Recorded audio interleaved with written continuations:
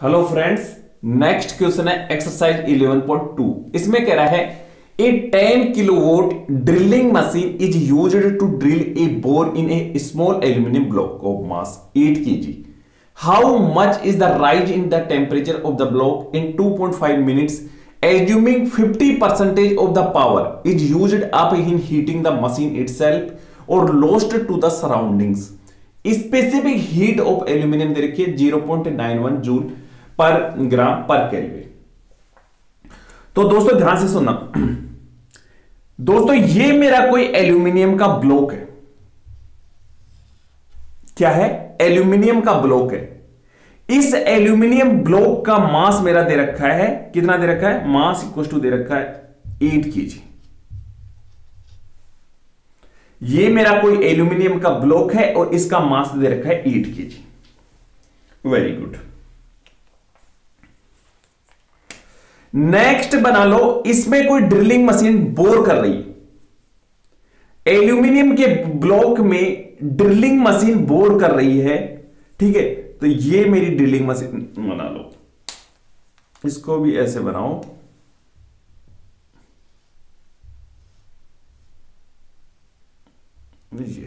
ठीक है।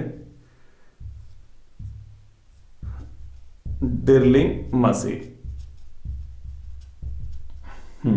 इस ड्रिलिंग मशीन की पावर है 10 किलोवाट। कितनी है? 10 किलोवाट, ठीक है। अब ध्यान से सुनना।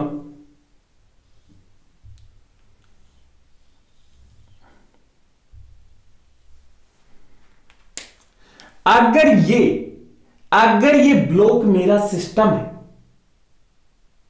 अगर ये मेरा ब्लॉक सिस्टम है, class 11th chemistry thermodynamics, class 11th physics thermodynamics, class 11th chemistry thermodynamics and class 11th physics thermodynamics, आपने एक फॉर्मूला पढ़ा होगा delta U. Delta U equal to होता है delta Q plus delta W. Class 11th physics thermodynamics and class 11th chemistry thermodynamics, ये formula पढ़े होंगे delta U equal to delta Q plus delta W. अगर मैं ये मेरा सिस्टम मानता हूं, ध्यान से सुनना दोस्तों,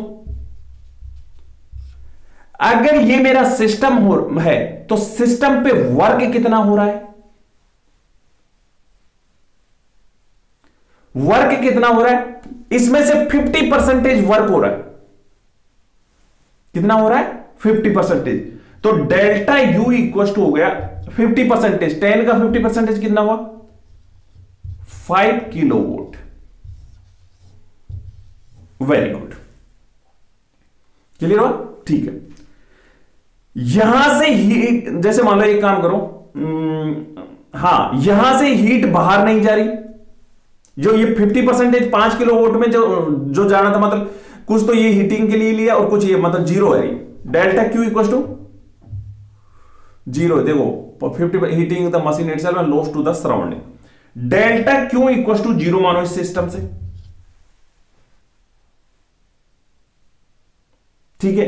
तो डेल्टा यू कितना निकल गया? डेल्टा यू इक्वल टू निकल गया 0 प्लस 5 किलोवाट। तो डेल्टा यू इक्वल टू हो गया 5 kilowatt. Very good. For solids delta U equal to होता है, डेल्टा यू बराबर डेल्टा एच भी होता है, और ये होता है देखो अप्रोक्सीमेटली, ठीक है, किसके बराबर होता है? M S delta T.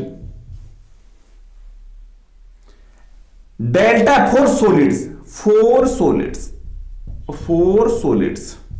और लिक्विड्स भी delta U equal to delta H, और ये होता है एम एच डेल्टा टी। ये कितना है? 5 किलोवाट। अब दोस्तों यहां किलोवाट है, देखो किलोवाट, एक काम करो,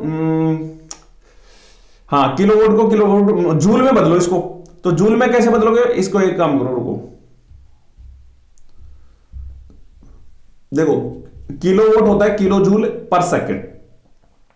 तो ये 2.5 मिनट के लिए हो रहा है, तो 2.5 मिनट और इंटू सेकंड, तो सेकंड से सेकंड कैंसिल हो गया, ये जूल में आ गया।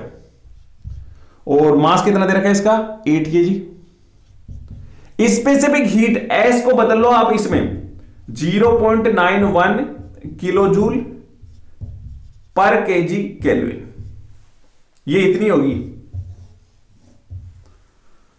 0.91 and delta T. Delta T equal to हो जाएगा 60 गुणा 2.5 इंटू 5 बट्टा 8 into 0.91। Delta T equal to 4 दूना 8, 4 एकम 4 और 4 पंजे 20, ठीक है। और 4 दूना 8, 4 दूना 8, सॉरी 4 दूना 8 और इसमें आएगा 4 एकम 4 और 2, 4 पंजे 20, ठीक है। और इसको दो 2.5, ठीक है। तो 15 इंटू 6.25 डिवाइड बाई 0.91। तो डेल्टा टी इक्वल टू, इसको सोल्व करोगे 103 केल्विन में आएगा। किसमें आएगा? केल्विन में। लेकिन दोस्तों केल्विन और इसमें कोई डिफरेंस में कोई फर्क नहीं पड़ता, अब डिग्री सेंटीग्रेड में भी हो जाएगा। केल्विन स्केल और सेल्सियस स्केल में डिफरेंस में कोई अंतर नहीं होता। जैसे तो ये डिफरेंस है ना, तो 103 केल्विन बोल दो, बोले 103 डिग्री सेल्सियस भी बोल दो। क्लियर हुआ?